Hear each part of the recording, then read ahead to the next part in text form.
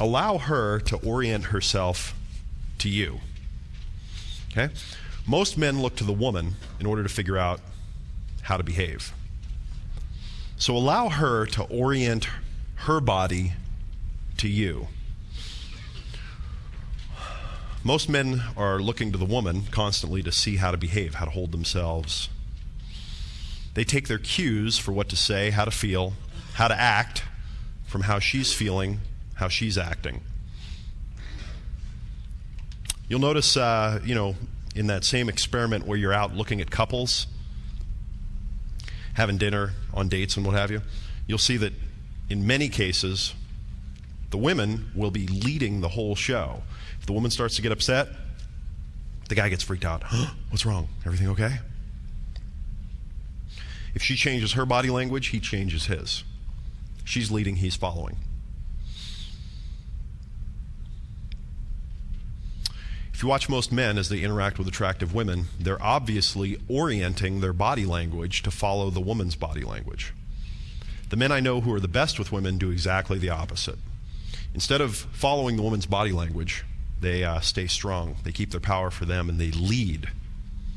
They let the woman follow their body language, not the other way around. So some good examples of this. If you go out to a nightclub where there are a lot of people standing and sitting and kind of moving around, you'll be able to see couples like standing against the wall or at the bar or whatever, having a drink, kind of talking. And you can tell immediately kind of who's running the show by how the body language is oriented. And a lot of times you'll see, a woman kind of standing up against the wall, or a woman standing with a couple of her friends, and a guy like trying to talk to her, like with his drink, like leaning in, please give me approval. Sometimes you'll see, a woman like, maybe she's got her bag in her hand here, and maybe she's got her drink, and she's just got that I'm not that happy to be here look. She's kind of there, and her husband or boyfriend or whatever standing there, and he's kind of trying to please her, and he's kind of turned, she's oriented, looking away, and he's pointed toward her, and he's kind of trying to get her to have fun. It's clear who's running the show. An example you may have heard me use before, a friend of mine, this was many years ago when I was first learning a lot of this stuff. I was out with him one night with a bunch of friends, and he had this stunning girlfriend. I mean, just beautiful, real energetic and outgoing and fun and kind of sassy. And he and I were sitting at the table just talking, and he kind of, he was kind of leaned over and we were kind of talking, and she'd come over to him periodically and like wrap her arms around him and be like, honey, give me a kiss. And he would be sitting here, and he wouldn't turn, he wouldn't even move his body. She'd lean over and be kissing and kind of hugging on him. And, he'd kind of be like, yeah, mm-hmm. Then she'd run off and go have some fun and come back. And I could tell that she really was enjoying having that kind of rock to come back to once in a while and kind of check in with and be like, all right, everything's cool. I can go run around and have fun. Does that make sense? He let her orient herself to him. Clearly one of the reasons why she liked him. Don't follow. Body language is roughly a projection, okay? Imagine it as a projection. Your body language can be roughly thought of as a projection. Imagine a projector and a projection screen. Might not be that hard to imagine. The image on the screen had to exist in some form inside of the projector before it could be shown to the world on the screen. Your self-image, your social status, your beliefs, your knowledge of the dating game is all projected into your body language. If you have a fantastic self-image and you like yourself and you see yourself as a high-status being, you have the correct beliefs, you know the dating game, you understand the body language, you'll be more likely to project body language that triggers attraction. So think of your body as just a giant projector for what's going on inside of you in this context. And in a lot of situations, what you really need to do is work on your inner game stuff and get that really strong so that it projects out in confident strong body language. If you're really running into tough issues, you probably have something on the inside that needs to be tweaked or worked on. And that's okay. Just get to it. Do it. I have a lot of guys come up to me and they're like, I have this one thing that I do and I'm very self-conscious about it, and whatever. You've got something else going on there, man. There's some other thing happening. You need to address the problem, not just the symptom. Composure. This is kind of a bigger concept that contains a bunch of others, but it's one that it's very valuable. It's very useful to think of, encapsulate things. 100% composure. Keep composed at all times, the whole time. Don't let low status self-image, self-consciousness, insecurity slip out at all. Something that just really pointed this out to me, this point made it so clear. Maybe a couple of months ago, I was in the elevator going to just a business appointment, and there was a guy, when I walked in, there was a guy in the elevator, and another guy kind of walked in. And in the course of going up 2 floors, in a matter of seconds, these 2 guys communicated everything that I needed to know whether or not I trusted them, I had confidence and faith in them as human beings, whether or not I want to be friends with them. It all happened literally in a few seconds. The contrast was so amazing. So I walk onto the elevator, door opens, there's a guy already on the elevator. He's standing next to the elevator buttons. And he looks like a pretty conservative guy, and it looks like he's coming into the office on a day off because he was dressed in some kind of almost like a tracksuit or something like that. But I could tell by his haircut, he had short, well-groomed hair, and real strong body language, serious look on his face. He just looked to me like a very successful, organized, professional guy who really had his act together, even though he was dressed in casual clothes. And then kind of as the door's closing, another guy comes like bumbling into the elevator, like the door, the hand comes through the door, and it's like, oh, I made it. And this guy's dressed in his work clothes. Contrast. This guy's probably like an electrician or a phone repair guy or something, because he's got like a tool belt on with some various kind of big tools. And he's pretty overweight. No one in the last 100 years has told him not to tuck his shirt in and exaggerate the fact, So he got his shirt tucked in, he's got his tight tool belt on. His hair is a complete mess. It's like all over the place. And he's kind of not very well groomed. And, he's got some, work pants on or something.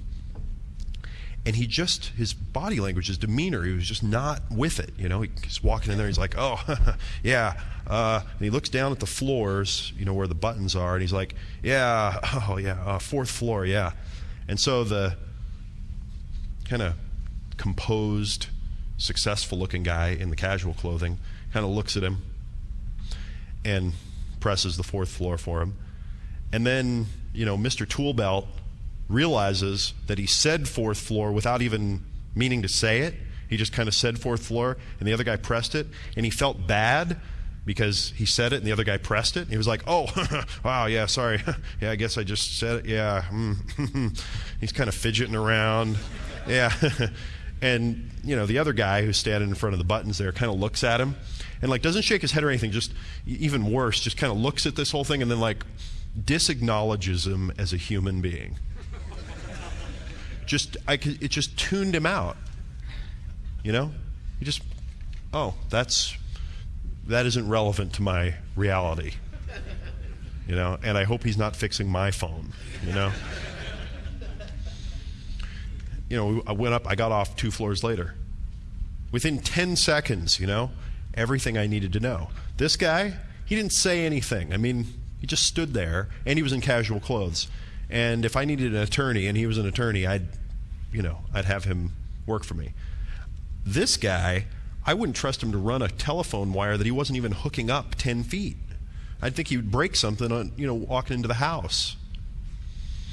All about the body language and the composure. That's all it was about.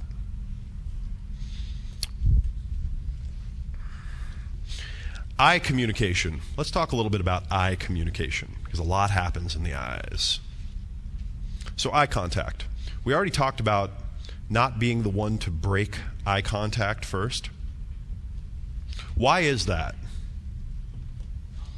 What's in eye contact? Confidence, status, dominance. Good.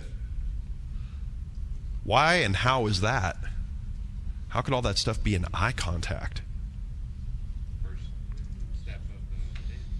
It's the first step of the dance. That's another good part about it. Good piece.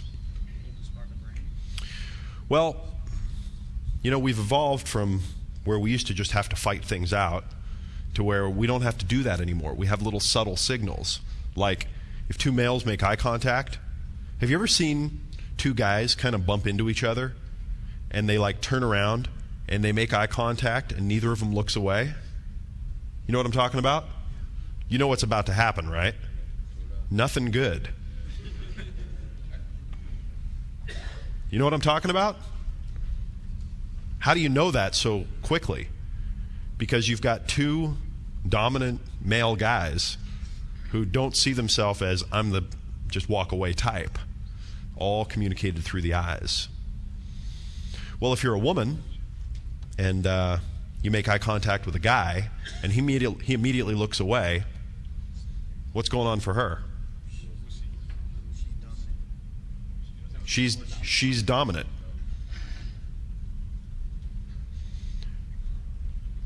You know, instantly she already has the higher status just from that quick little interaction. You know, I once read that I think it was Muhammad Ali. Some great fighter. One of the things that made him so great was he always watched the pupils of his opponent. And he could always tell because their pupils would quickly contract right before they were going to throw a punch. So he was always a little bit ahead of the game.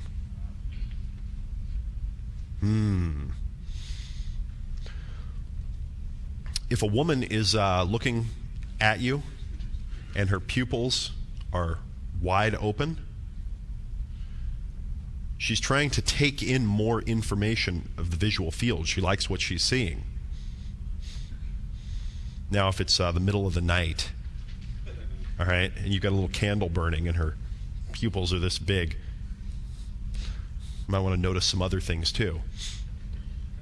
But watch, when you first meet a woman and you start talking to her, you go out with her, as soon as you can, I'd like you to start paying attention to her pupils. Start watching pupils. Make it a study for a while. You'll find all kinds of interesting things you've just never seen before. And I'll tell you what, I actually believe that you've been seeing it, but just not on a conscious level, and she's been seeing it, but not on a conscious level too. And they're doing stuff, and you've been getting signals and feelings even though you don't know where they're coming from. And I think a lot of it comes from the pupils. Lots communicated by that. So generally speaking, if you're talking to her and her pupils are real small, she's not wanting to take in the information that's in front of her. And if they start opening up and get wider and wider, you're on the right track. Yeah, you'll notice that when you've got a woman that really, really likes you, really adores you, really feels attracted to you, she has big pupils a lot. And more about eye communication. You can tell if someone is giving you courtesy laughter or if they're actually laughing and smiling by whether or not their eyes smile. Okay? People that give insincere smiles are only smiling with their mouth and not with their eyes. They're going, feels fake, right? There's no eye smile. Feels kind of weird almost, right? Well, if she's giving you courtesy smiling, there won't be any eyes in it. But if she's giving you eye smiles where her whole face is lighting up, that's real. This is a little section from a book called Sexual Chemistry, also by Julius Fast, who wrote the book Body Language, where the concept of the sexual threat came from. How long is the moral looking time? It varies from no time in an elevator to an extremely long time when you're addressing an audience. The important fact is that each of us knows the moral looking time for every situation. If not instinctively, then by learning. Even as we know the spoken language, looking times are part of the vast unspoken body language we use constantly. Okay? So moral looking time. We know the right amount of time to look in a situation. You know what I'm talking about here? If you're in an elevator, how long is the right amount of time? None. Most people kind of just walk onto the elevator and just kind of look down immediately or look away. In a situation like this, you might see me looking at you for a long time or looking in your general direction over here. We're having kind of a different type of communication. This is from a book, How to Make Love to a Woman by Michael Morgenstern. Women who are eye lookers. Women who are eye lookers uniformly believe that the eyes speak a language of their own. They believe they can read a man's whole character in his eyes. They can tell if he's gentle or strong, lustful or loving, callous or caring. It's all in the eye contact, explains a woman doctor in Pittsburgh. If his eyes dart around and avoid you nervously, that's a sure sign he's not very self-confident. A man who can't sustain eye contact with a woman is a washout, with me at least.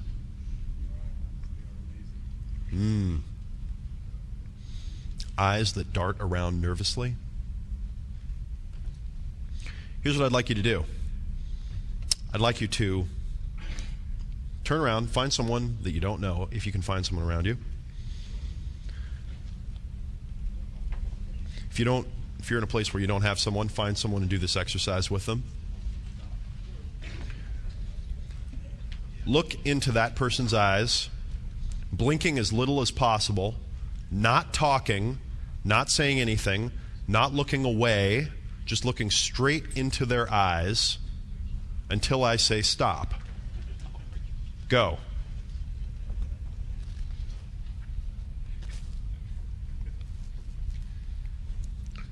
Okay, come back. Whoa, dude. Did you hear the tension break in the room? Holy Jesus. Oh, Lord. Oh, help me. All right, stand up. Give that guy a high five.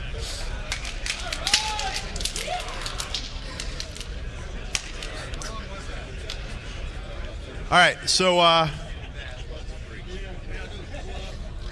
that was about a minute. Okay? That was about a minute of looking into somebody's eyes.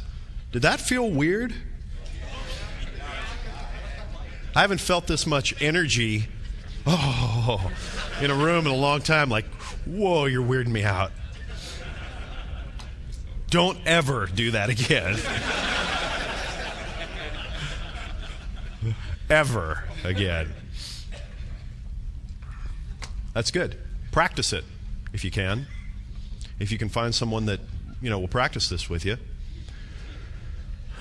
know what's interesting you'll find is you'll meet some women that all they want is for you to just look into their eyes and not say anything.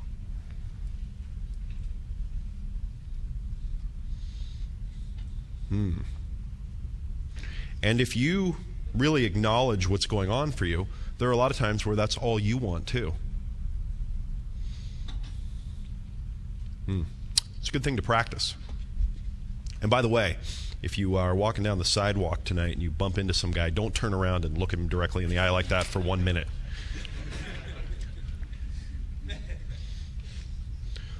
But what does that tell you, Did you hear the relief that came from that? I mean, the tension that was built up as a result of it? We're uncomfortable doing that. We're very uncomfortable doing that. It's not natural for us. What are some of the feelings that came up for you? Threat? He's not my type?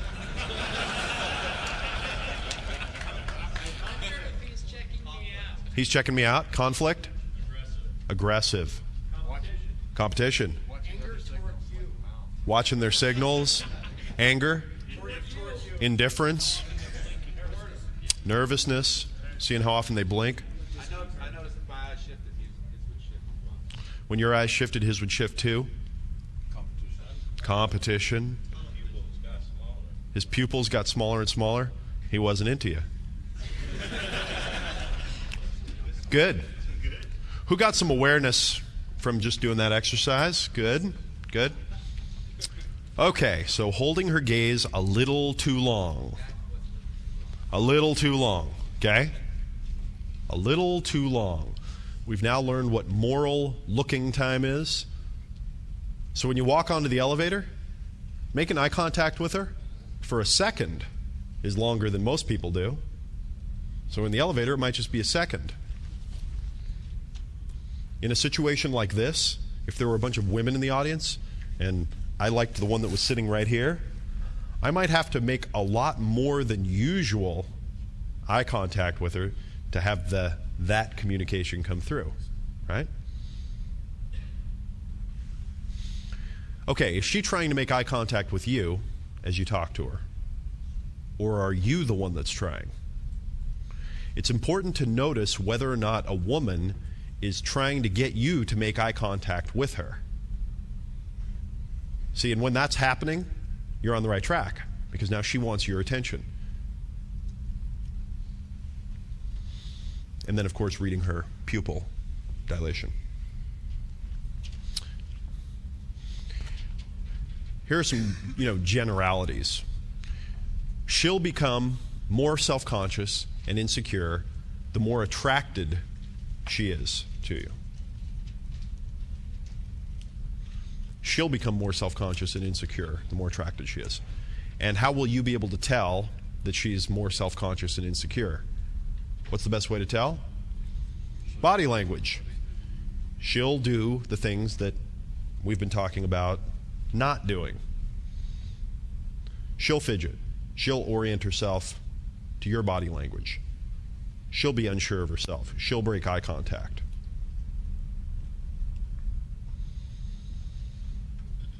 She'll seek approval. She'll seek your attention. And she'll be clearly emotionally connected to your accepting or rejecting of her approval seeking. Okay? So if she does something to try to get your approval, like comes over and grabs you and tries to, get some loving from you, and you push her away, like, get off me. And she'll seem visibly like rejected, You can go, oh, come here, let me give you a little hug.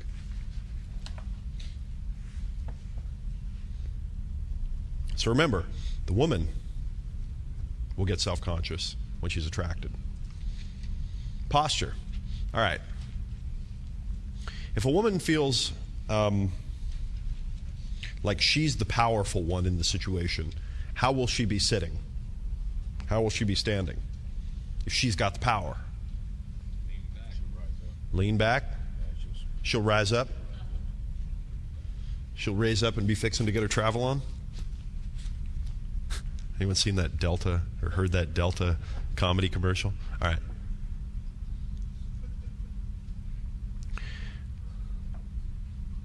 Now, how is that different from when she's attracted to you and she's trying to project that she is a attractive sexual being?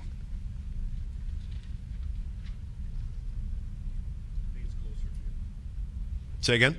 She leans closer to you. She might lean closer to you? Okay, well, when a woman is feeling attracted to a man, she does a lot of unconscious things too. Some conscious, some unconscious. It's important to remember that women spend a tremendous amount of time preparing themselves. You remember when I talked about if you get your kind of grooming and your fashion together that you can go set it and forget it? Now you know what you're going to do with your hair and your, shave and your clothes. So you get ready, and now you've got a look that works, and now you can get out into the world and not really worry about it. Well, for women to get up to the set it and forget it point compared to men, they go through stuff that you just can't imagine. Time, effort, energy, expense. It's not unusual for a woman to spend hundreds of dollars and a half day every couple of weeks, few weeks on her hair. Not unusual. You know? To find, you know, when you see a woman and she's got the, you know, the shoes that match the little bag and the accessories, to put that whole thing together to get them all. I mean, a woman will often go out shopping several days in a row to find a pair of shoes that fit the little purse that she got. Really, it's important to them. The details. So imagine if they go to all this trouble to accentuate what they have. What do they do when they're feeling attracted with their body language to accentuate what they have? Well, the back arches, the chest gets pushed out, sits up, pulls in the tummy to accentuate the hip to waist ratio. The hair is flipped and tossed to attract attention. Different parts of the body are sometimes exposed a little more or featured. They walk with a little bit more of a roll to their hips. They sit in more sexually suggestive ways. So there can be similar kinds of communication between being dominant and being sexually interested, but they're different. And when you understand the distinctions, you'll begin to see them a lot better. Just knowing that there is a distinction helps a lot. All right, so let's talk about the first meeting.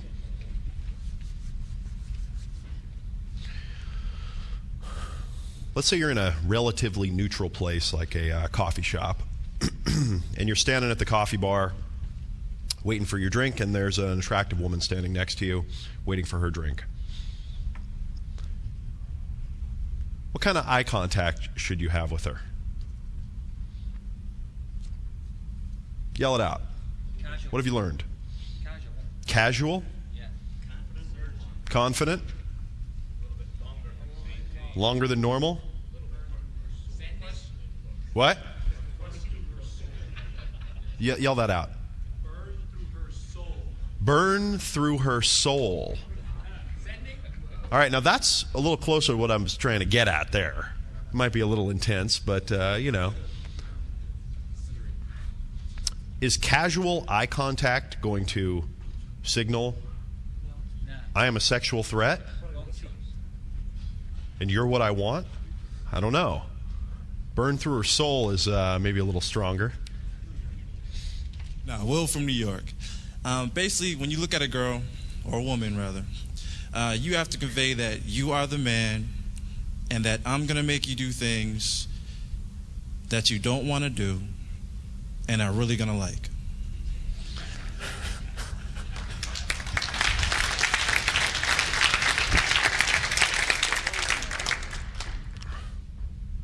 I'm going to make you do things you don't want to do and are really going to like?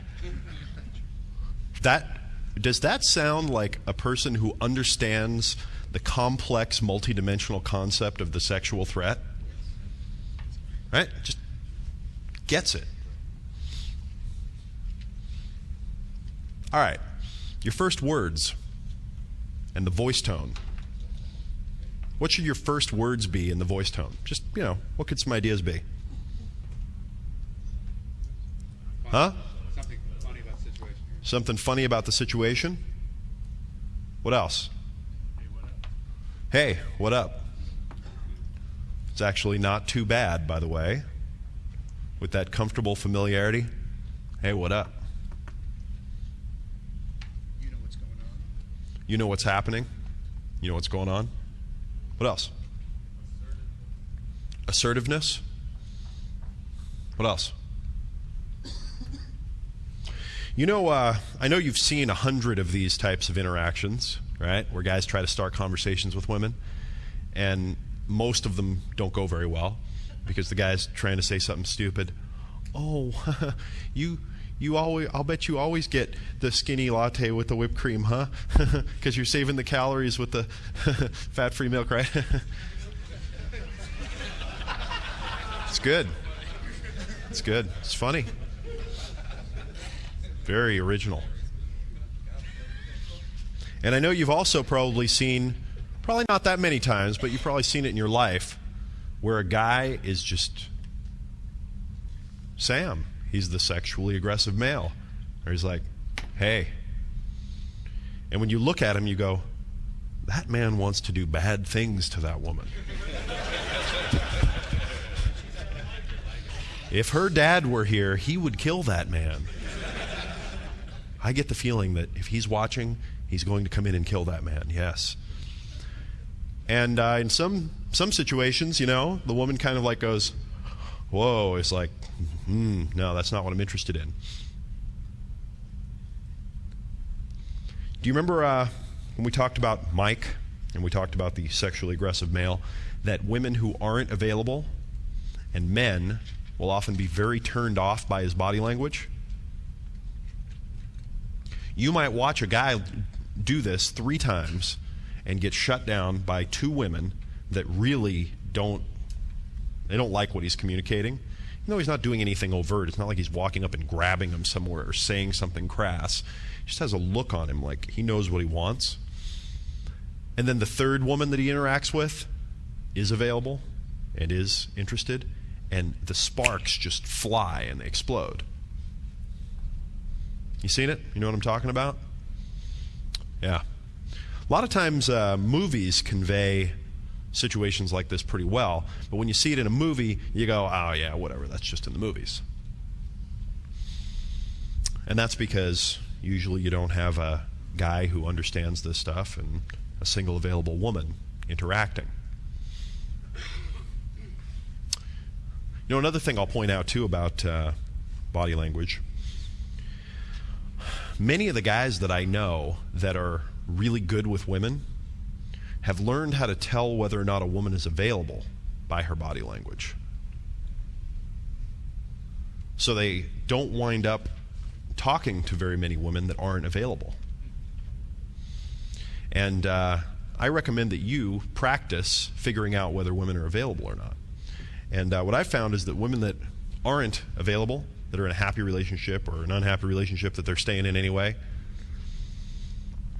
they kind of have a more, let's just call it, even-keeled, kind of settled in their routine kind of behavior.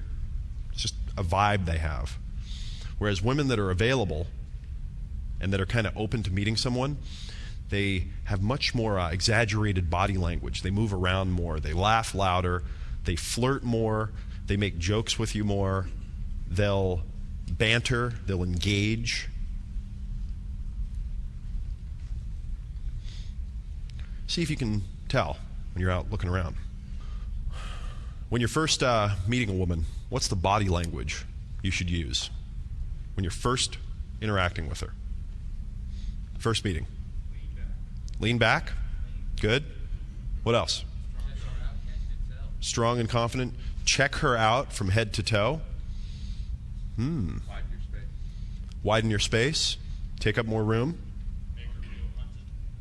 Make her feel hunted. I don't know about make her feel hunted. They have places for people like you. What else? Don't orient yourself to her. You're choosing. But the body language of I am being selective. You know, one of the things that you can do is you can plant yourself wherever you are and start communicating with her and let her come to you. Something that you'll find is kind of interesting is that if you start chasing a woman around, she'll usually run. They know unconsciously, it's like, oh, I'm being pursued. I must run away. Whereas if you maintain your position and you expect her to come to you, she very often will. Or even follow you. So if you're standing at that coffee bar and you look over at her and you go, hey, what up? And she's like, oh, nothing, you know, blah, blah, blah.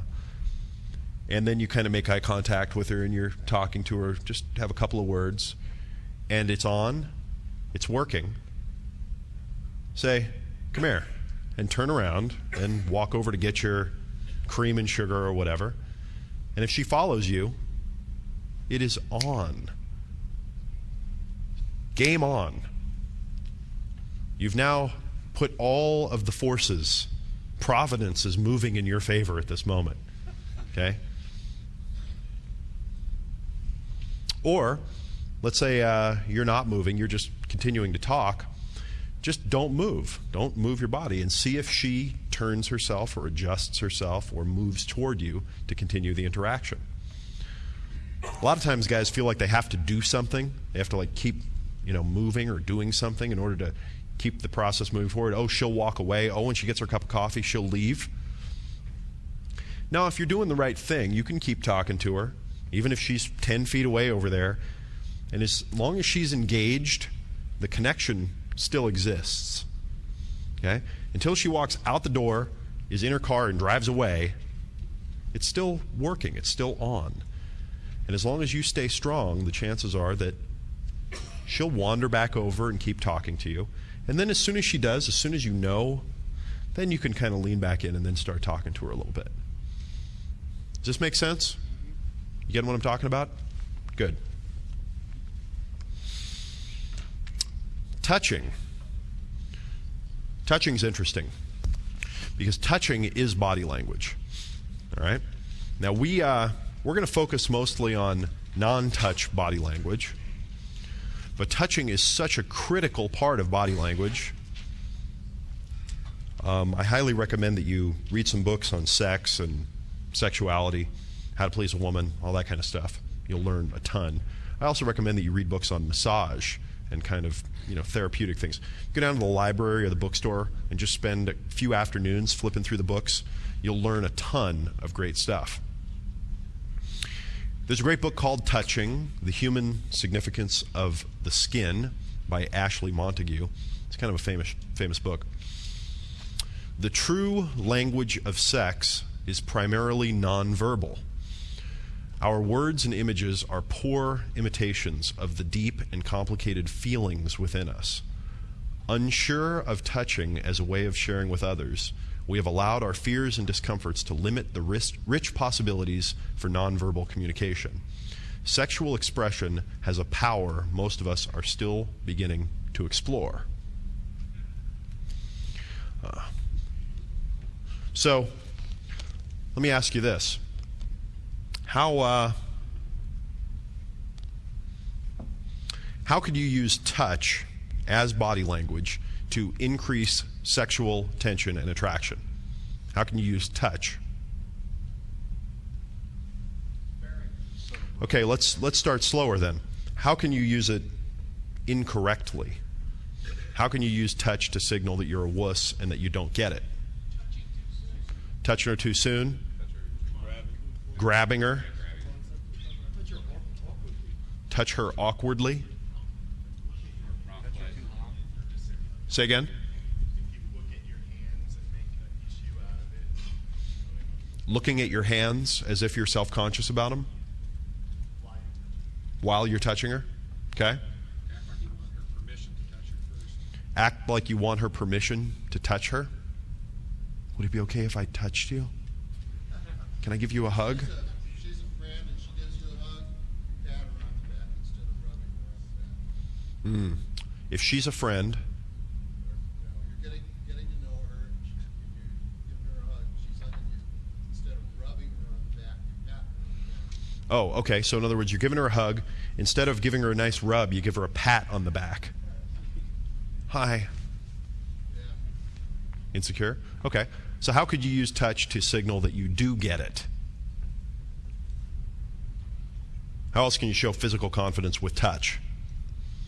Well, if you're walking with a woman and let's say you're going to open the door for her, you can walk in front of her, open the door, and then lead her through the door. Actually put your hand on her lower back gently and lead her through the door, or by the elbow. That shows a lot of confidence and power and like you're the protector. There are a lot of little things you can do. How about holding the hand a little bit longer when she shakes hands Holding her hand a little bit longer. Something I like to do with women, it's if I meet a woman, I'll wait for her to introduce herself. I'll just start talking, and most guys go, "Oh, what's your name?" Just hang back, make fun of her, tease her, and she'll say, "What's your name?" I'll say, "What's yours?" And then she'll give me her name, and I'll reach my hand out and maybe shake her hand for a little bit, hold on to the hand for a while. My friend Ben, you in here, Ben? He's probably recovering from last night.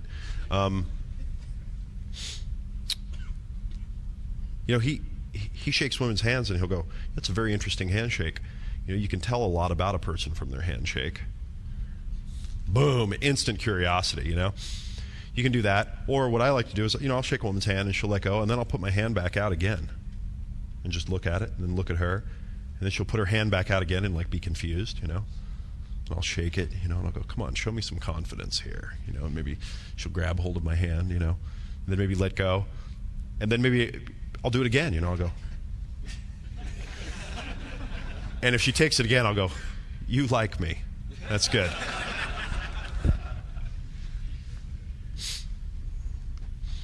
All right, using body language to signal playtime. All right, playtime. This is one of my favorite uses of body language, is to play physically. Get into that, you're my bratty little sister, and I'm going to mess with you kind of mode. Okay, so if you're walking with a woman, some of the things that I do are childish. I don't recommend them for every person. Some of them, might work for you, but this is one that I just happen to do a lot. If I'm with a woman, and I like to do this when I first, see her. Like maybe we're going out for a cup of coffee or something, and we'll, be walking down the street, and maybe there's a bush or something that's sticking out on the sidewalk. As we get closer, like maybe the bush is, this is probably a good distance, like right there, and we're walking, I'll put my arm up like this, like right up to her shoulder, and I'll just kind of start leaning and kind of pushing. And at first she kind of looks at me like, "What's going on?" Then she'll look up and see she's going to run into a bush, and it's like, she'll like push me out of the way. And, I'll just be like, "You're a dork," And then we'll walk further, or we'll be doing something else. And the next time, I'll wait till we're, like this close.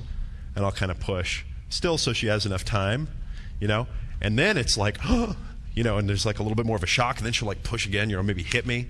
And then, you get to the point where you're getting kind of close, and you'll like reach up and just grab her shoulder and kind of push into it kind of gently. Fun. Kind of playtime, Bumping her with like your hip or with your butt. If you're out at a club or at a bar or something like that, it's a great one to use because it's kind of funny and non-threatening.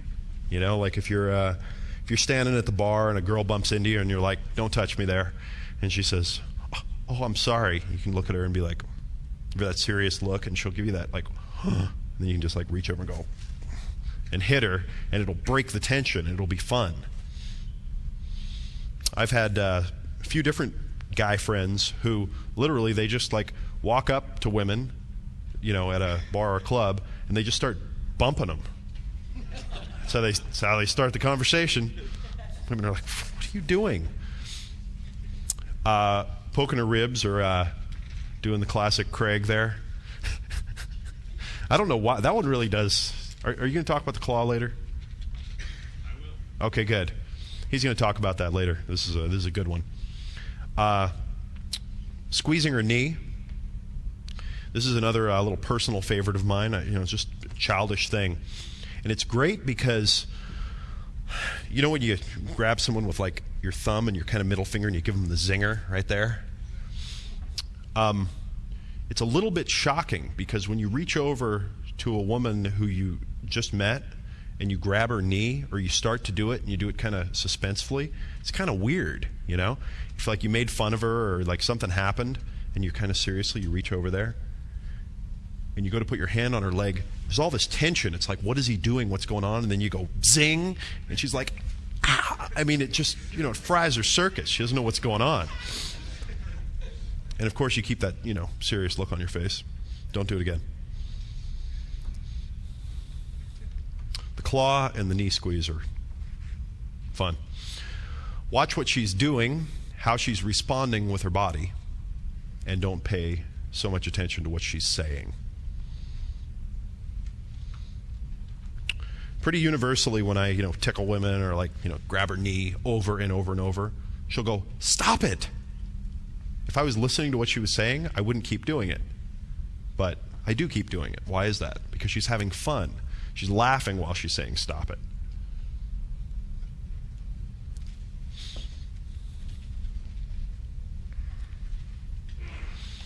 All right, physical protecting. All right, so here are a couple of different, examples. These are basically chivalrous examples. Walking on the outside of the curb. When you walk on the outside of the curb, it's not only a chivalrous thing to do, it makes the woman feels protected. She feels like you know what's going on, and it signals that you understand your role as a man in a man-woman kind of relationship, and part of that role is being the protector. Opening the door and guiding her in gently, whether it be by the elbow or the back, so forth. If you, maybe you've gotten to know her a little bit and you've gotten to the point where you've maybe physically, touched or held hands or something, and you go to walk down the street, you might put your arm around her and pull her in close to you and kind of hold on to her. If something comes up, a physical threat of any kind, maybe there's a scary-looking homeless person, or a person walking with a dog, or some kind of animal that makes her nervous, or some kind of threat that doesn't look good, a group of people that don't look very good, switch up the order so that you're walking between her and the threat as it's coming your way. Women will notice all of this stuff, and it'll make a huge impact. If you do things like this, you'll have women that'll come, tell you weeks later or months later, "You know what really did it for me? It was when we were walking down the street and, there was that scary guy, and you moved me. I was walking on the inside of the curb, and you moved me on the outside so you could walk between me and him. And that was when I knew." Physical leading. Physical leading. It's important to lead physically. If you go somewhere with a woman, when you walk in, let her go in front. When you walk out, take her hand and lead her out. Don't ask. Take her hand. Lead her out. If you are, closer to her, or you're dancing, or, any other where you've established some physical contact, pull her toward you when you want her closer to you. Don't walk over and go, "Hi, honey, can I have a hug?" Grab her and pull her to you. Pull her in. And moving her where you want her to be, whether it be during cuddling, sex, or whatever else. We're all going to admit that we're big girly men here. Who likes to cuddle? Raise your hand. All right, good. I figured out several years ago that I'm a big cuddler, love to cuddle. I'm an all-night type cuddler, really. Multiple positions. My favorite cuddling position is? Doggy style. Yes. And I've got to thank Craig for letting me know that doggy style is a cuddling position. I didn't know that before.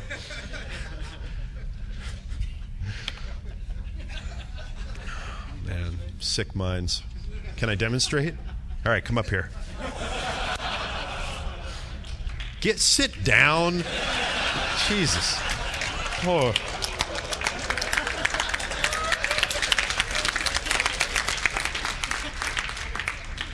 All right. No, one of the things that I found is that if you're with a woman and you like to cuddle, and you've started cuddling or you're about to or whatever, they love it when you maneuver them around to whatever feels comfortable to you at the time.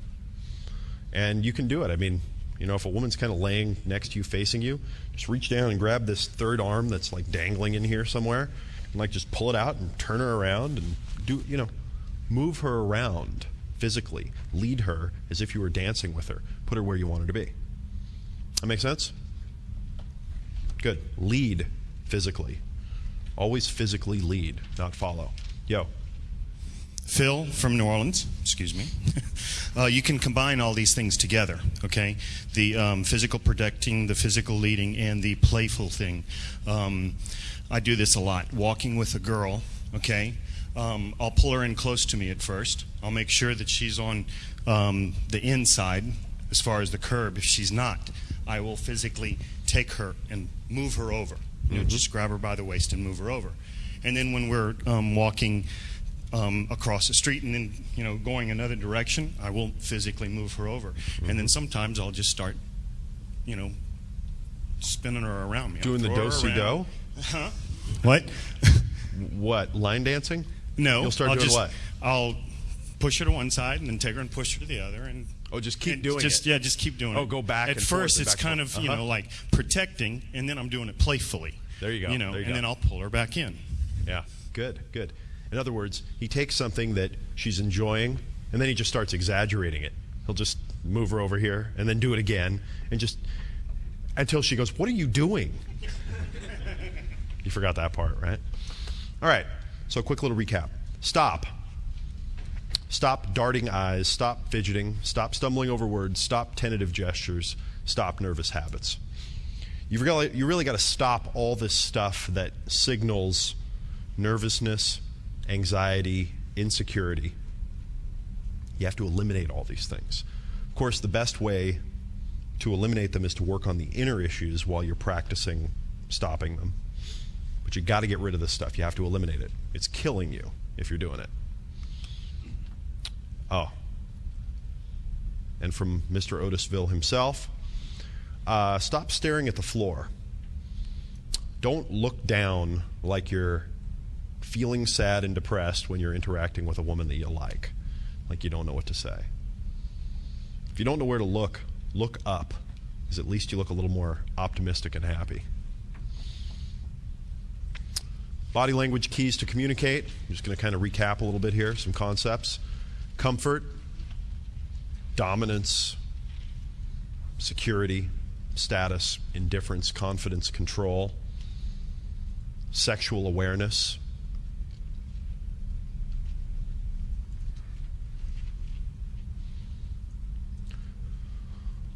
communicate your territorial nature, humor, fun, and the most important one of all, Sam, the sexually aggressive male, the sexual threat. Good.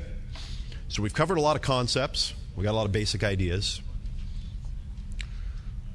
In the next section, we're going to hear from a lot of different folks. They're going to share a lot of different ideas, a lot of specific body language to use in specific situations to spark attraction with women, build sexual tension, take things from one step to the next, get physical, and all that good stuff.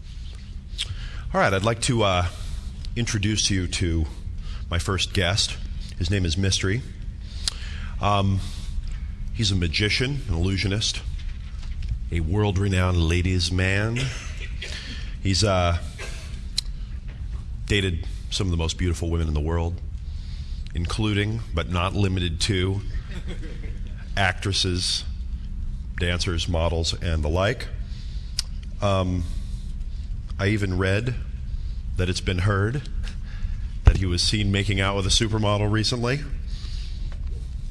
I actually think I saw that happen in LA a couple of years ago, but anyway. He was the first to conduct live in-field workshops on social dynamics, where he puts his reputation as the world's greatest pickup artist on the line. All over the world by demonstrating his skills live in the field.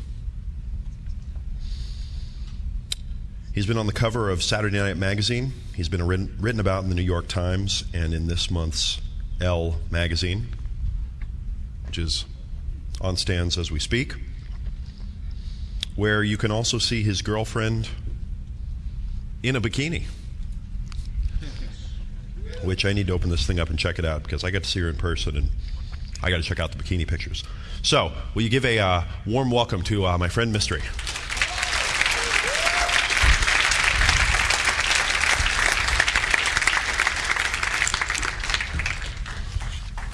very much. Of course. How you guys all doing?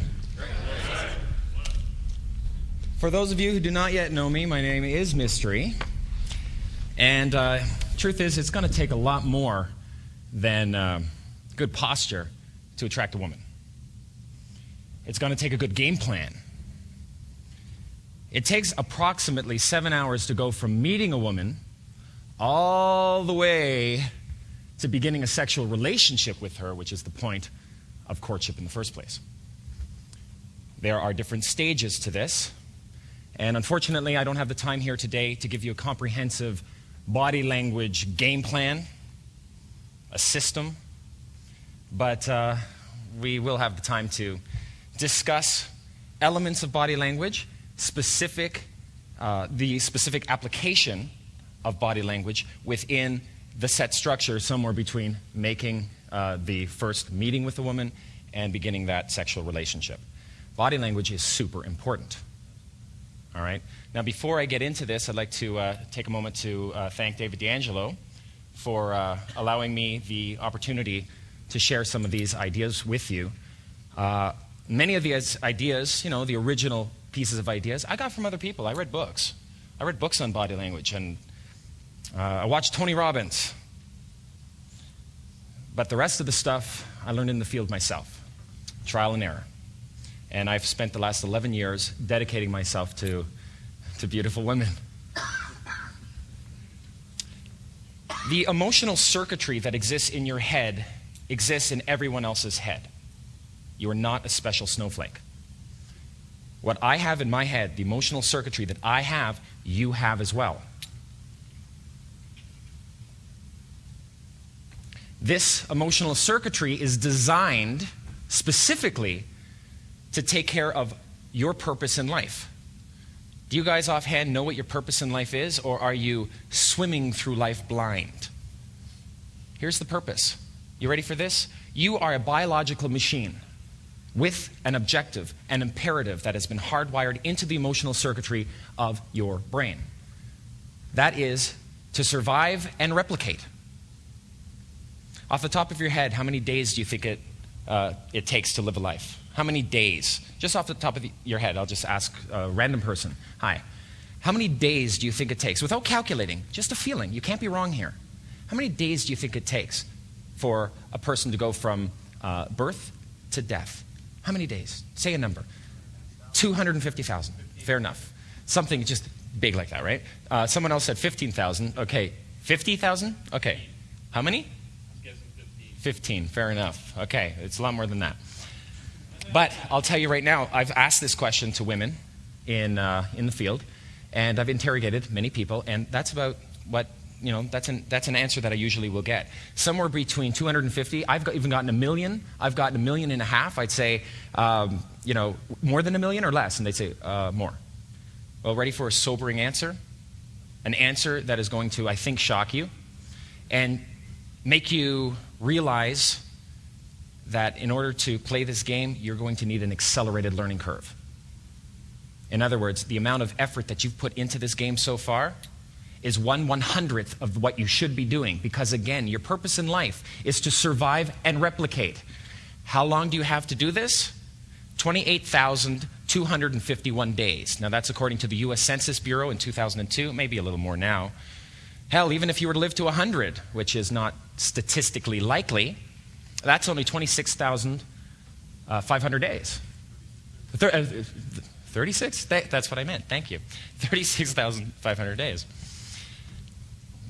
That's me not having coffee in the morning. So that's not a lot of time. And you're here with a purpose. Your emotional circuitry has obviously driven you to come here, to sit in a huge cock farm of guys with the intention of having this help you, increasing your statistical probabilities of survival and replication. Hell, that's what your emotional circuitry is designed for. Are you allowing it to motivate you in positive ways? Is it leading you to the result you truly want?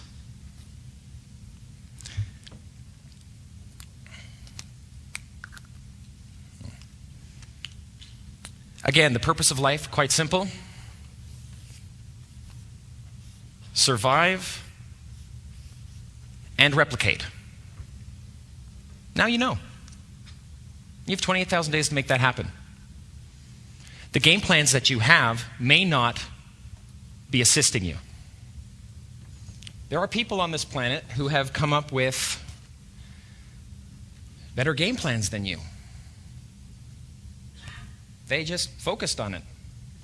I came up with a pretty good game plan. It's called the mystery method. Now again, I don't have the time to get into the details, all right? We need a plan of attack for our own lives, not an attack towards them, but for us. We want to survive and replicate. And here's the cool part. There is a circuit built in our brain that is responsible for judging the value of other people. Your emotional circuitry is designed to assist you in survival and replication. It also has circuitry designed to value or judge the value of objects that can assist you in survival and replication, and that includes other people. In other words, there is a judging circuit for survival and replication value. When I look to a woman who's objectively speaking, if you were so inclined to rating women, which I'd never do, you could rate a woman a 7, and you could also rate another woman a 10. Now, as David D. says, attraction is not a choice. It's hardwired into us. There is a distinction to us between a 7 and a 10 because, legitimately, their value to our survival and replication is different. That's hardwired into us. Everybody has a value to us. When you meet a bum on the street, you don't even want to talk to him. Why? Because his S and R value, or serve, S and R value, is very low. And we'll walk right past them. Well, what's your job? Your job now is to have a high serve. You have to be able to serve the woman that you're trying to align with. Why are you trying to align with them in the first place? Because they serve your purpose in life. If they have a high value, you are going to be inclined to want to provide some value to them so you can have some sort of interdependency. You will serve her survival and replication, and she will serve you, your survival and replication. But you need to demonstrate first that you have a value to her survival and replication. Make sense? All communication, verbal and nonverbal, that includes body language while we're here, is all about the values being exchanged between two people. Isn't that kind of interesting? Now, how do we apply this model? All right? We can apply it in many ways. And I don't really have the time to get into a huge system, a comprehensive system, but I do have the time to give you a few pointers for each of the phases in a courtship. What are the phases? Well, let's go through them right now. There are 3 phases.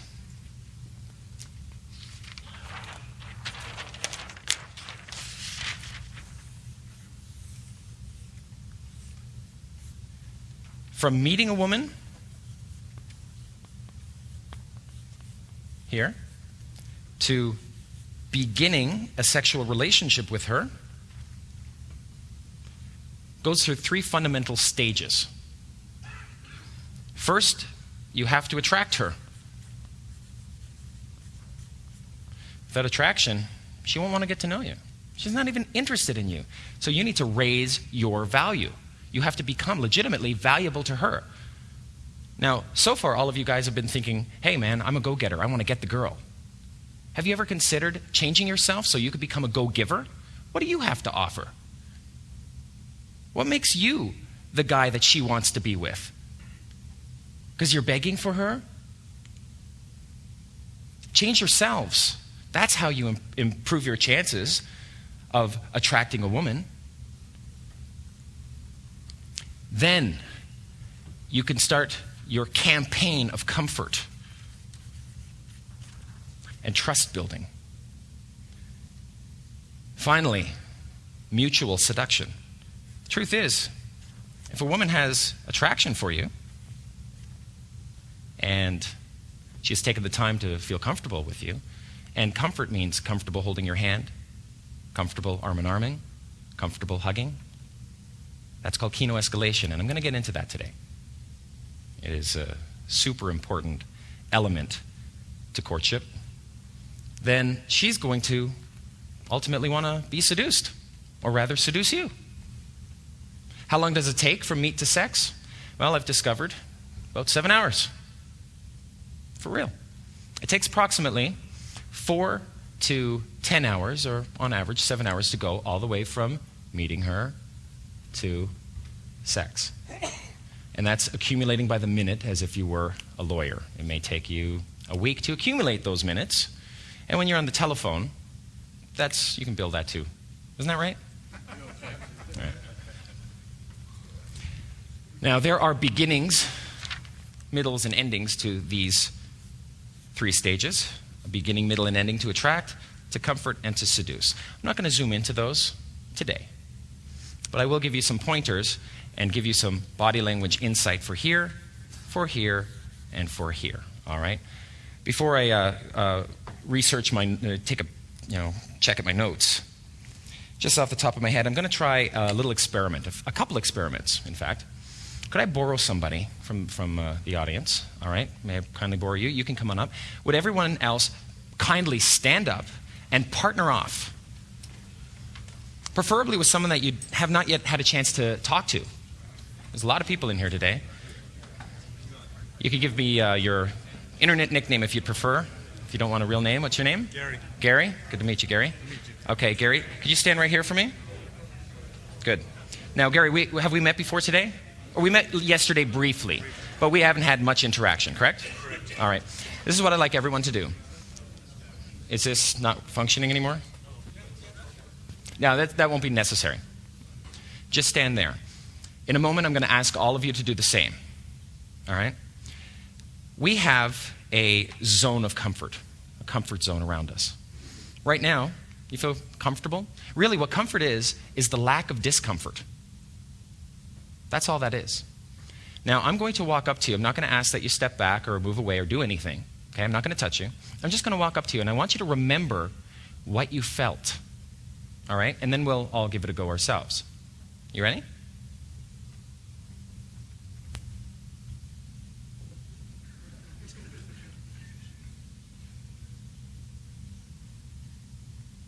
Fair enough? Yeah. Did that feel uncomfortable? Yeah. Let's not do that to women. All right?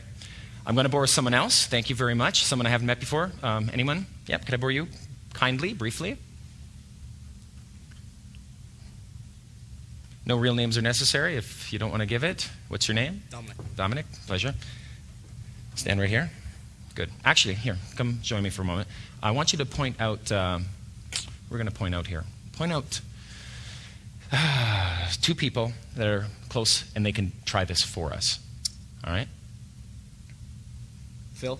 Okay? Scott. Okay, you too. Would you mind doing that? Walk close together. Good. And Scott, how do you feel? Well, maybe we should leave you two alone. I knew it was coming. I knew he was going to stop. Fair enough. But can you feel a discomfort as you get close? It's pretty abrupt. Everybody, I want you all to do it. But before you do, notice something. Do you feel uncomfortable with my body language? No. No. But I'm close, aren't I? Surprisingly. Now feel this.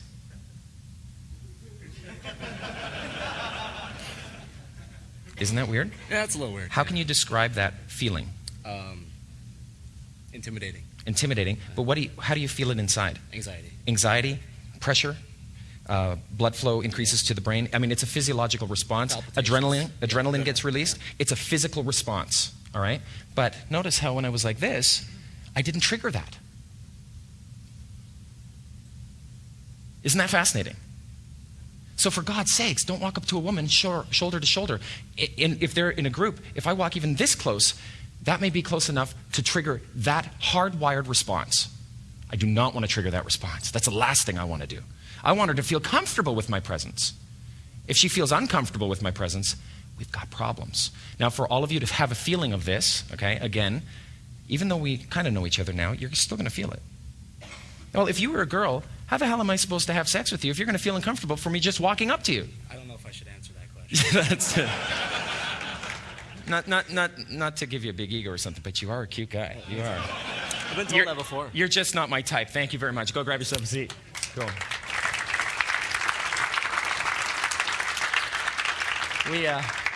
Good sport. Thank you. Everyone, pair up and give it a go. One person walking up to the other person. And remember what it feels like. Don't talk to each other. Just remember what it feels like. Try it again. Now have the other person walk up to the other person. Feels uncomfortable, doesn't it? But did you notice something? If there's two people and one person walks up here, this person will feel more uncomfortable than this person. In the other case, when this person walks over here, this person will feel more uncomfortable than this person. In other words, if I want to invade a woman's space, I'm not going to step into it. I'm going to grab her hands and pull her into mine. Now, mind you, she's still close and it still will trigger some, but I've recognized that the adrenaline release is not as much. That's one way to get close. But you saw what happened with my good friend here. Over the shoulder is how you initiate the chat when you're opening a set. Now, what do I mean by set? Women of beauty are rarely found alone. They're usually found in groups. Okay? They have healthy sex lives. They have healthy relationships. Many times, many of the people that they know are men. So you're going to have to meet women in a peer group. I would like to, actually, before I bring up two volunteers for this next little demonstration, I want to tell you about something I found very fascinating about the attraction mechanism, or rather the survival and replication value system that is hardwired into a woman's head. It's called preselection. I would call it the preselection switch. You see, if many women find you attractive and demonstrate it by being surrounded by you, then other women will find you attractive.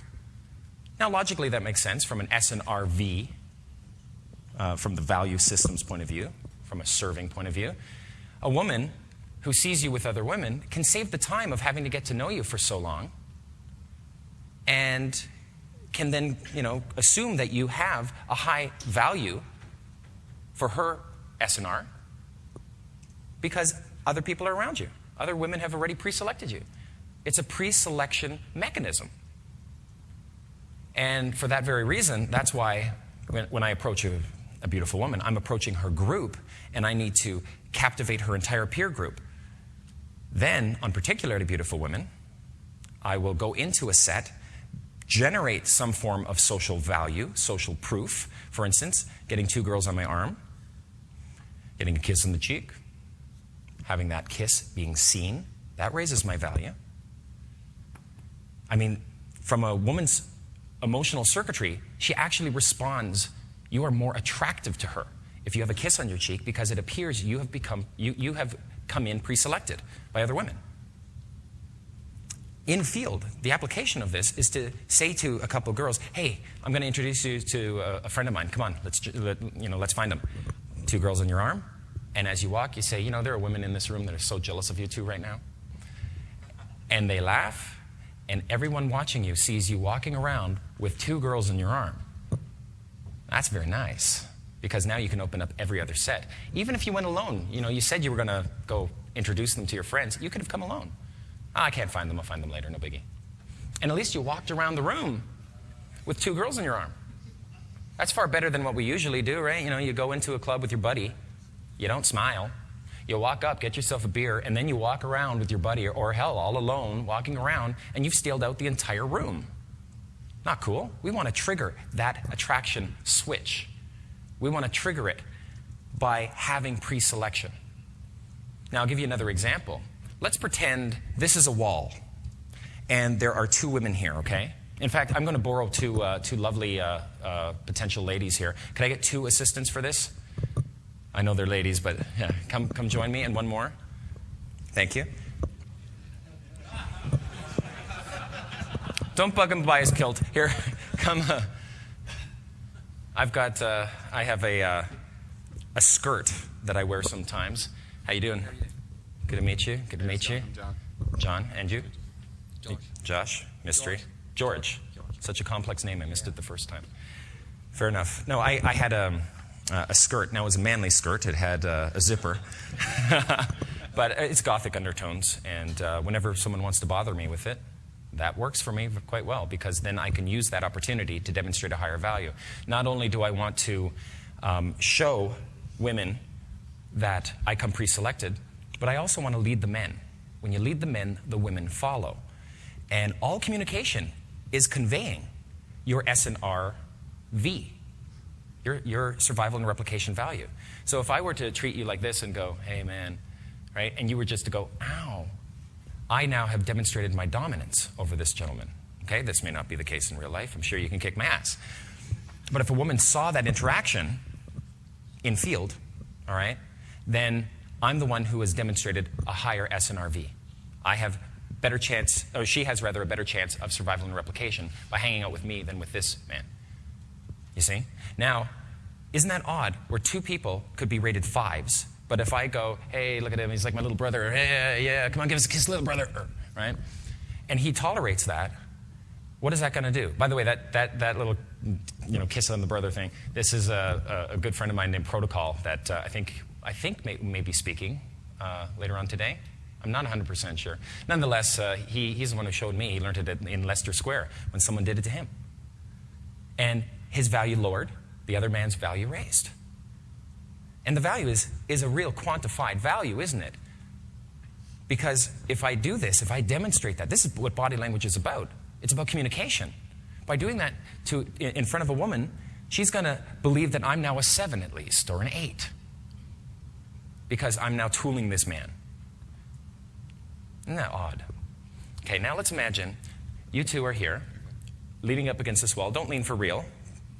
Now let's assume that this is my target, and for some reason I'm here. And I'm leaning up against the wall, and I'm gaming. Hey, how you doing? What's up? Hey, baby. It's a lot more complex than that, trust me. But we don't have the time to get into how to open effectively, how to add time constraints, how to stack openers. That's for another time. Notice the body language. I'm leaning in, talking. Anyone in the room watching this sees that I have no value. I'm the one doing the gaming. But if I were to say, here, give me your hands for a moment. Okay, come on. I just stole your spot. I'm just teasing. Stay close. And then I were to put my foot on the back of the wall, and I were to lean back between these two. Now, that little maneuver, which is something I do all the time, it's called the lock-in. I have to lock myself into this 2-set. A 2-set, 2 people, 3-set, 3 people. And most groups are going to be 3 people, by the way. 3 or more. Most social interactions. Women of beauty aren't alone. So you're going to have to get ready for this. You will not be walking up to a girl by herself. Trust me, she's not by herself. A guy will come. I would wait it out until that person comes. Hell, girls go to bathrooms in pairs. So if she's by herself, odds are she's by herself for a very short time, and that other person's going to be a guy. But you see the difference in value? Now I can lean back and shoot the shit with them while I'm speaking to them. Everyone in the room will see that these 2 women are now gaming me. See how important that is? Every single set that I do, every approach that I do, at some point, about 3 minutes in, I will lock myself in before I start comfort building. All right, thank you very much. All right. This all falls under attract. Now, let's try one more experiment. All right, similarly, I'll need 2 more people. I think this will be it for volunteers, if we can use you 2 right here. There's a chair over there. If one of you could kindly grab one of those chairs. I'll grab one of these chairs here. And I'm going to imagine that the 2 of you are at a bar. Could I get that one right here? Here's a bar. Bar's here. Bartender's over on this side. All right, good. If you can both grab a seat, you're a 2-set. Awesome. Now, if I were to, let's say this was my target, okay? Gentleman with a hat is my target now. What happened to me? We need some volunteer models, females. If I were to stand here, I can talk to this person here, but I can't talk over this person. Because, I mean, generally speaking, they'll be leaning in up against the bar, right? And it's really hard to speak this way. If I come into the center here and initiate the chat with them, the problem is, so you can turn and listen to me, there comes a point where the two of them will then, if you'll allow me, they'll turn out, get close together, talk to each other, lean forward to get a drink, and I can't talk to them. I'm locked out. And I'm like, damn, right? So what do you do? So you come in, it's over the shoulder to initiate the chat, not to, you know, not to be too close to them, because if I go in like this, hey guys, hey girls rather, how y'all doing? If I lean in like this, I'm telegraphing way too much interest. And I'm telegraphing a low value. My value lowers. So instead, again, it's over the shoulder to initiate the chat. You'll use, you know, an opener, a quick, non-threatening, non-sexual story. Hey guys, did you see the fight out front? Okay, get this. See this here, leaning in already? Too much. I can already feel that. Instead, it would be over the shoulder, just like that. As I'm talking to them this way. I will also use body rocking, where it looks like I'm about to leave, right? Hey, did you see what happened out front? These two girls, they started fighting over this guy. I can only stay a sec. I got my friends here. And it was the craziest thing. The guy, his name was George. And while I'm saying this, it's over the shoulder. They can turn.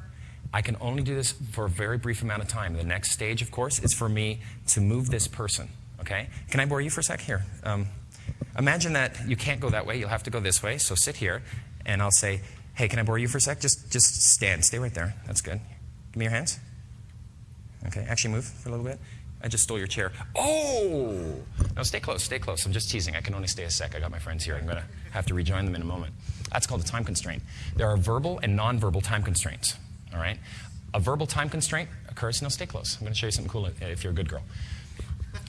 A verbal time constraint is where I say, I can only stay a second. I have my friends here. When you say it slowly.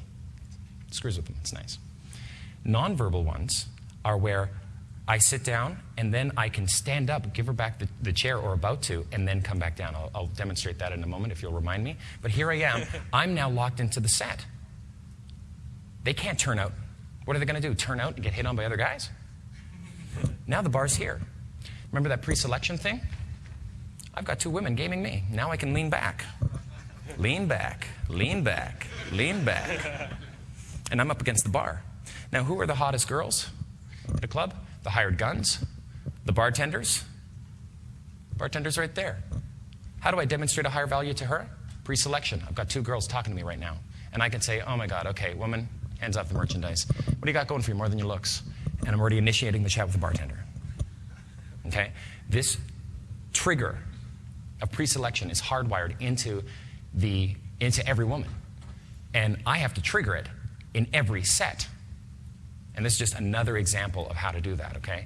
Now, imagine I were to go into an interesting story with you, and by my time constraining, not only am I verbally doing it, but I'm non-verbally doing it by getting up and saying, oh, actually, you know what? Wait right here one more second. By doing that, it looks like I'm about to leave, right? Thank you very much. You can stay here for a moment. Thank you. You can go grab yourself a seat. Let's imagine a different scenario. Let's imagine that there is a chair available in a group, okay? I will start initiating the chat with them over the shoulder. I will even move to look like I'm taking off, and then I'll come back. And this is all in the first 15 to 30 seconds, and then I can continue. I have actually demonstrated my willingness to walk away, thereby raising my value. Because if I come in like this, if I lean in, that's called pecking. To lean in like this, I've telegraphed too much interest, and these women are just going to flake me off. It has to be over the shoulder when you start the attraction stage, all right? I can only stay a sec. I got my friends here. Notice my body language. Now that I'm sitting, I'm going to lean back. I'm not going to be all into her. I'm going to lean back, lean back, lean back. And now I can talk to her. I don't even have to have eye contact with her just yet because I don't want to telegraph too much interest. I'm going to need her to be attracted to me before I can start indicating my interest to her. And I'll need to look for what we call IOIs. It stands for indicators of interest. If her body language turns in towards me, then I know that's one IOI. If there's a few IOIs, then I can start doing kinesthetic tests. A test is, I want to test test for indicators of interest. All right? Here, give me your hands for a moment. Notice here, in this case, what he's done is he's given his hand up to me like this. All right? Most women who are not interested in you will put her hands up like this. Most men, too. Works out quite nicely for me in this case. Okay? Well, I'll just show it up here for now. If her hands come up like this, then that means disinterest. Don't give up. It just means her comfort levels for holding her hands have not yet been established. That's not a problem. We'll get there. If she hands her hands to you this way, that's a good thing. Now, if I lower my hands and her hands lower with me, that's a good thing. But if her hands are tense and stay up here, that's a bad thing. Now, there's a routine. It's called the Kino test. This is a routine that I've developed. It's been developed into another routine called the trust test. And here's the distinction. In the Kino test, I do this little test with her hands. I'll say, here, give me your hands. And I hold them, and I don't talk about them. I just lower her hands to see if they lower with mine. If she's got compliance, I will then let go of her hands. Does she keep her hands there, or does she pull her hands away? That's an IOD, indicator of disinterest. But if she keeps her hands there while I lower my hands, everything's good. If I start playing with her fingers, and she does, I'll be talking about a whole different topic of conversation. This is subtext. We don't talk about it. However, in workshops, I would demonstrate this Kino test in field, so I would talk about it while my student was watching. I'd actually say, this is a Kino test, and here's how you do it. And that too worked. You can actually talk about it, and that's called the trust test. And you can say to a woman, I'm going to do the trust test on you. And you'll lower her hands, and when you do, notice, and you'll be saying to the girl, notice you trust me. So there's two versions of this. You can do either the trust test version or the Kino test. I personally, the trust test came from, from in-field work. The Kino test, where you're doing it non-verbally, is a little bit more powerful for me because you don't even have to talk to her about what you're doing. You can say, this is subtext. We're not supposed to talk about this. Lower your hands. It works. Now you're holding hands with a girl that you've just met. If you've bored her seat for a moment, you can now pull her in towards you. Remember that idea? You can now break her barrier a little bit, get her close to you, pull her in towards you. It doesn't trigger that weird emotional response that feels very uncomfortable. Make sense? All right, thank you very much for your help. Checking my notes real quick here. We're going to zoom into the attraction stage. When you're opening a set, you're going to smile. I read a book by the name of Egan. The author, rather, was named Egan, something Egan. Forgive me for not having his first name. He wrote a book called How to Pick Up Beautiful Women in Bars. And he was a bartender, and he had this, I'm sure this was his cheesy scam for talking to girls. He surveyed 2,000 women, had a questionnaire they actually filled out by hand. And one of his questions was, would you prefer a man approaching seriously, James Bond style, or with a sense of humor and a smile? And overwhelmingly, 97% said with a smile. That was counterintuitive to me. It made me go, from then on. What I do now is I've come up with some rules. First rule is, between sets, I smile. If you're in a public gathering and you have a big smile on your face, they don't know that you didn't just come out of a room, with your friend in the other room and he gave you a laugh. You look like the life of the party. If you're smiling, you may consciously, feel insecure by it, but a smile's a smile. Aren't you more attracted to a woman who smiles than a woman who doesn't? Intuitively? That's important. On the approach, over the shoulder again, smile as you initiate the conversation. But that doesn't mean keep the smile. Because if you keep the smile, then you're one of these guys. Uh-huh, really? Tell me more. Right. Oh, that's great. Where are you from? Nice. It's not going to work. But instead, if you were to come in with a smile, because we're guys, we're not, we're threatening guys. We could be a threat to them. They have survival and replication to worry about here. Right? It's not just replication. Their survival's at stake too. So they're going to have a value judgment hardwired into their head, a value judgment of whether you are going to be a threat to them first. So smile on the approach. Over the shoulder, look dismissive, as if you're about to take off. That's called body rocking. So here we have, under the attract stage, we've got smile on the approach. We have, within about 3 minutes, you're going to lock yourself in. You're going to time constraint yourself. You know, you can sit down. Say, I can only stay a sec. I got my friends here. You're not going to sit down right away. You're going to creep them out. You'll lean back. Lean back. Over the shoulder.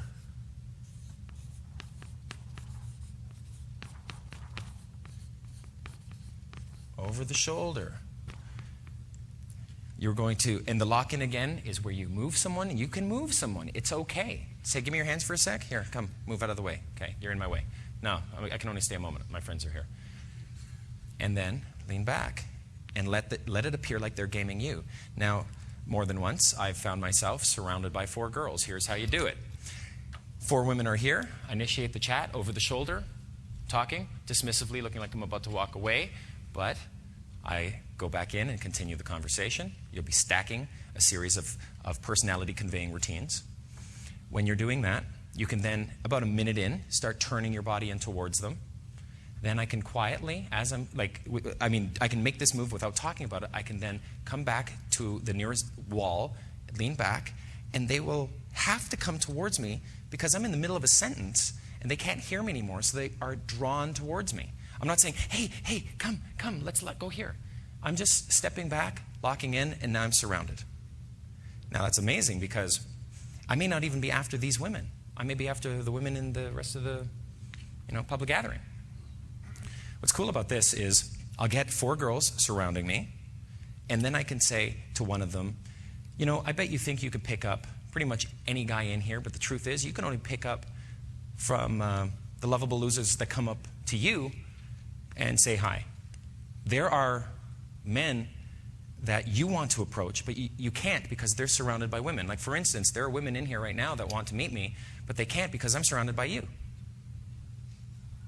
So I want you to appreciate your time with me. So that triggers the pre-selection switch, and it's self-referential. It's a brilliant little move. I love doing that. Going after 1 woman will get you nothing. Going after 10 will get you 10. What else do we have here?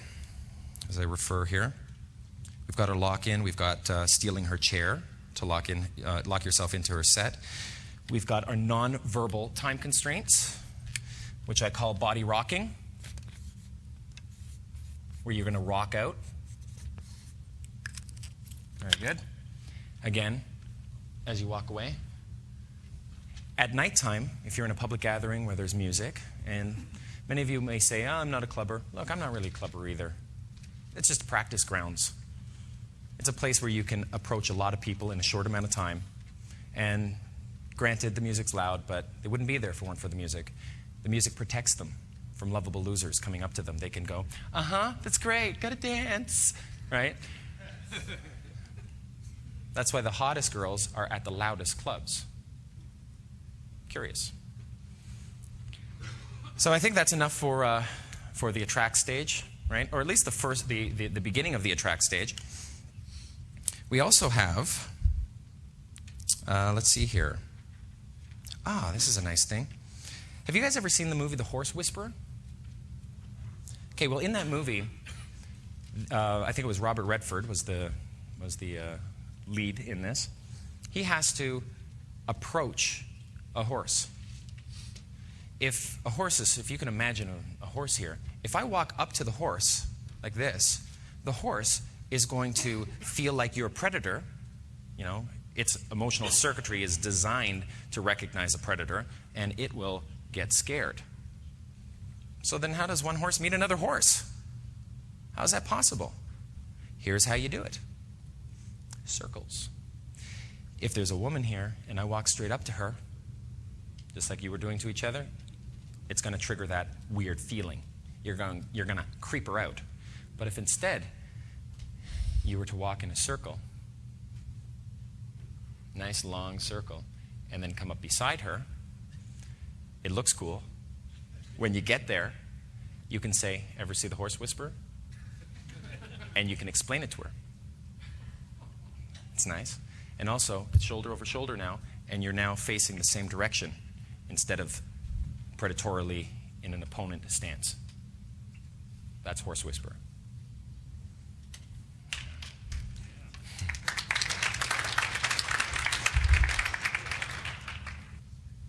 Sometimes I find myself, after having been surrounded by some women for a time, let's suppose that dissipates, and I'm now going to go off into my next set. Sometimes, because I've already triggered pre-selection in women that I have not had a chance to meet. Hell, it's possible that I haven't even had a chance to see them yet. Because, when I'm gaming two girls, I'm busy. So other women will see this. It looks like these girls are gaming me because of my lock-in procedure. That happens about 3 minutes in, right? These women will then want to meet me. There's a little truism called proximity. Let's suppose I'm sitting here. I sit for a moment, and let's suppose I'm even by myself. What if a woman wants to meet me? What's she going to do? Well, first off, in order to talk to me, she is going to have to come up with some form of opener, something, and it will be a situational opener. Now, there's a method to my madness. I've got 4 now, clocks on me. Yeah, I know it's definitely weird. So if a woman comes up and says, hey, I like your style, I can say, no, you don't. You're attracted to me. A woman would not approach me and initiate a chat unless she had some form of attraction. Or, I like your boots. I know that. Come on, look at these. I'm not an idiot. They're freaking weird.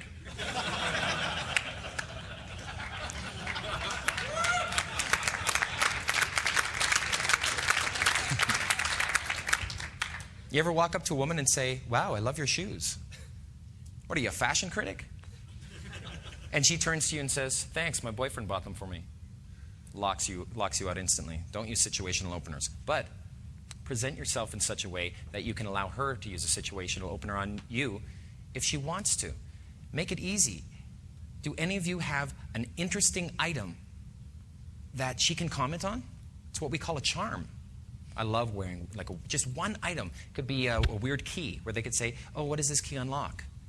And a conversational thread is initiated and a conversation is born. So you should all wear one interesting item to initiate that. Back to proximity. About 5 to 8 feet away is what I've discovered. Women, usually in 2 sets, if one of them is interested in talking to you, they won't have the courage to come up and say hi. But hardwired into their brain is this desire to be in proximity to you. In fact, we do it too. If there's a hot girl at a bar and you and your buddy go into the bar, you'll find yourself talking to each other 5 to 8 feet from her. You may not even have any desire, or you don't have the courage, rather, to approach her, but nonetheless, your body got you that close. It's automatic. I'm keenly aware of this proximity alert system, and yet I still find myself captured by it. And all of a sudden, I'm talking to one of my wings, and I'm like, oh, geez, proximity. We're way too close to this girl. We're telegraphing interest just by being this close, just standing there.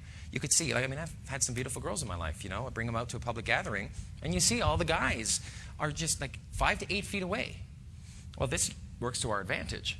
We get to use this because after I've done this pre-selection triggering by leaning up against the wall with some girls for a while, when I open up next sets, they all open up easily, right?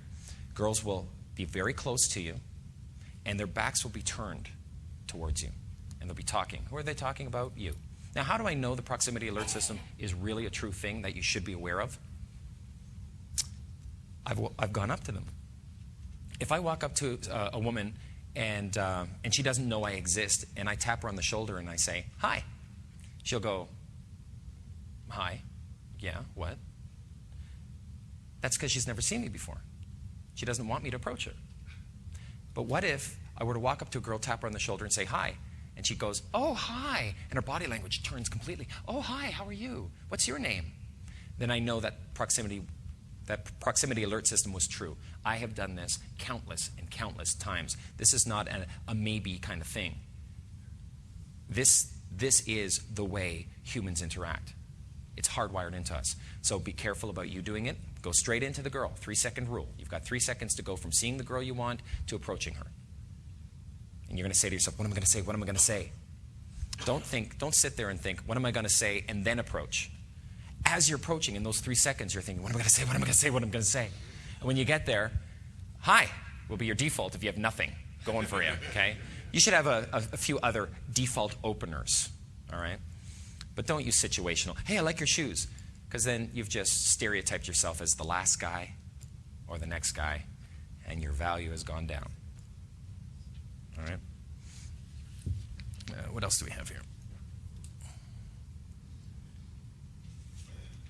I'm going to move on to the second phase of the attract stage. There are 3, a beginning, middle, and ending. Quite simple. We're going to focus in on that one there. All right? Now, in my boot camp, I teach a way to make women start hitting on you within 3 minutes. And it looks pretty magical, to be honest. It's called neg theory. And when you throw a neg, it's it could be a negative compliment, or just some way of disqualifying yourself as if you've got way too much value for her. You will, when you throw these things, for instance, if I were to say, you and I would never get along. I'm not going to just say, you and I would never get along to her, and wait for a response. I'm going to throw it to her like a pebble. I'll say, you and I are never going to get along.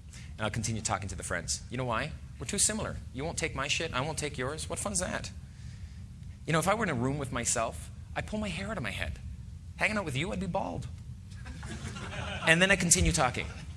So the body language is that I'm going to talk to her, but I'm not going to pay all the attention to my target just yet. Okay? You can research neg theory further. Head to my website, mysterymethod.com, and it's one of the secret keys to attraction for sure, and it happens within the first 3 minutes. But again, when you throw an egg, it's like a pebble. You throw and keep talking. Throw and keep talking. Sometimes you will dismissively throw an egg. Is she always like this? Where's her off button? I'm not even looking at her when I say that. I'm looking at her friends. By doing that, it makes it appear like she's not qualified for me. Is she always like this? I don't just say it to her, are you always like this? More dismissively, I'll say, is she always like this? Notice the hand gesture. Or if I'm talking to 2 girls, one's here, you know, one's sitting, one's standing, because I stole a seat in the 2 set. I could be talking here, and then I can go, hold on. Mm-hmm. Mm-hmm. And I'll leave my finger up. And this is a demonstration of my dominance.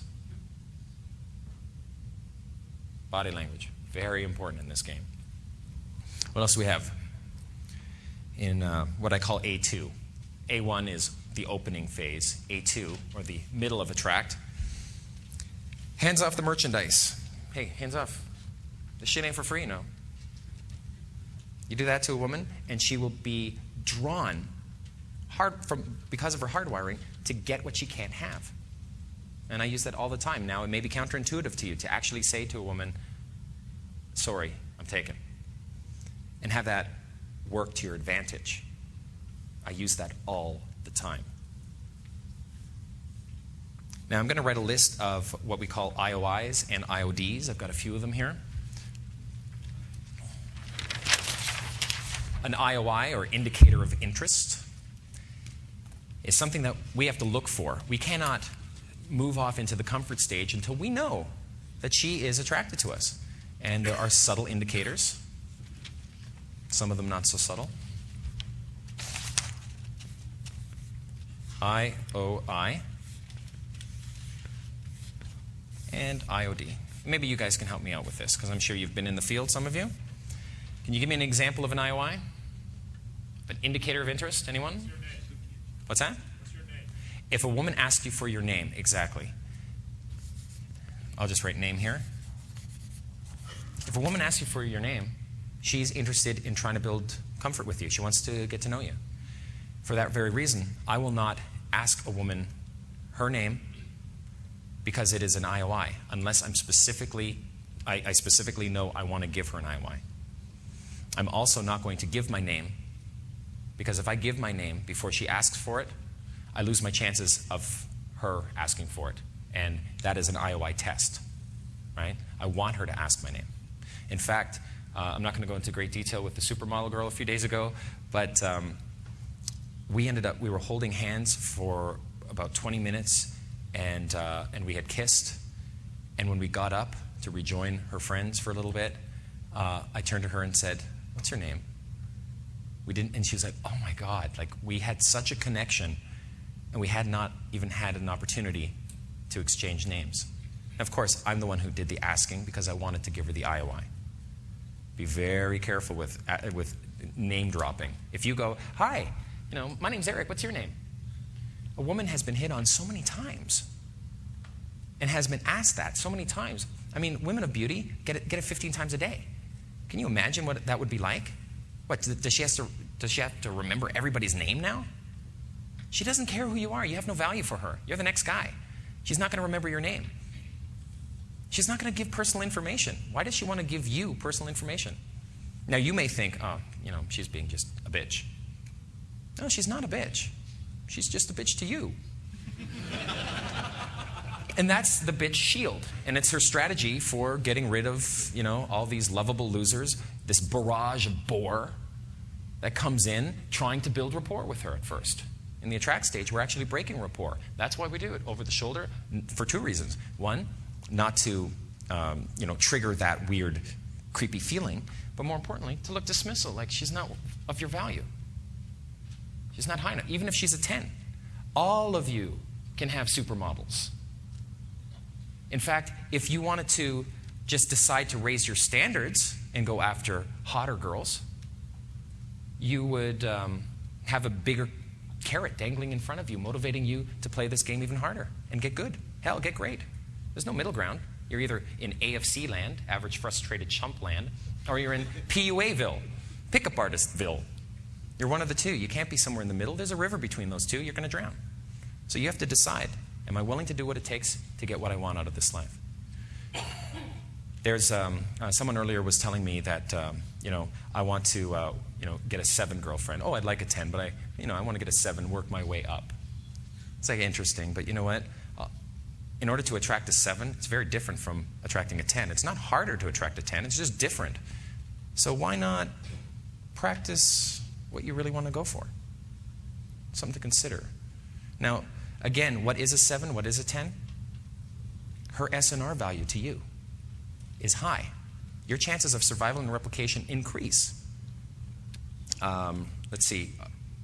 Leaning in. That's an IOI. Leaning in. It's so simple. Lean in. When you lean in, it's an indicator of interest. Leaning out. Indicator of disinterest. Here's a test. Pull her in to you. You could be sitting on a stool.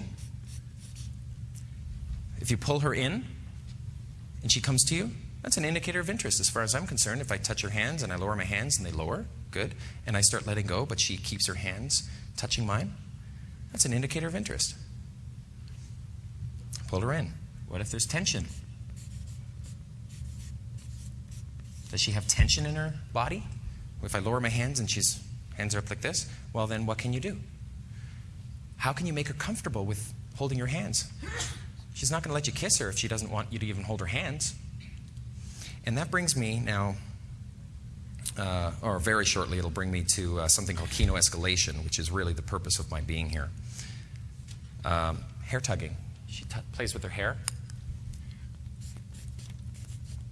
Hair tug. You guys have any others?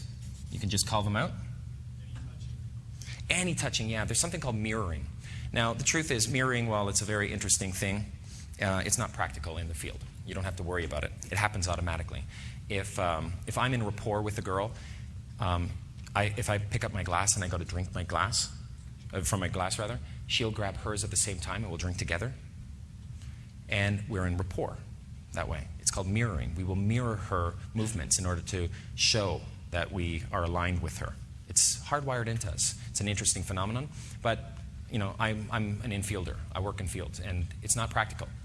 It's an interesting phenomenon, but it's not needed. You don't need to know that in practice. There's no practical application of that, other than to try to mirror her to show your indicator of interest to her once she has first shown her indicators of interest to you. In other words, don't hit on the girl or show IOIs until she has first shown IOIs to you. All right? How many are enough IOIs from her before you can start revealing your IOIs to her? I don't know, let's say 3. That's all you need. I'll start revealing my indicators of interest to her about 3 minutes in. 3 to 5 minutes in. All right? And that's assuming that I have to work within a group of 3 people. All right? Any other IODs? Oh, here's one. Here's a great one. Indicator of disinterest. When her eyes glaze over and she keeps looking away. That's why I like to lock into a wall, so that they're leaning in towards me, and the attention is towards me and not towards the rest of the room, because it's an MTV mentality in some public gatherings, man. There's a lot going on. And her eyes could glaze over, she could look away, kind of like, yeah, that's great. And she'll answer in short bursts. Oh, yeah, that's cool. As opposed to investing storytelling into you. So, if she storytells,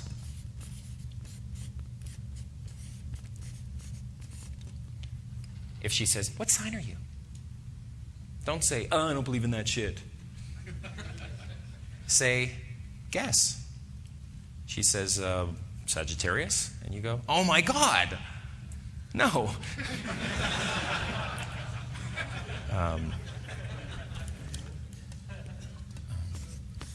So an IOD would be looking past you.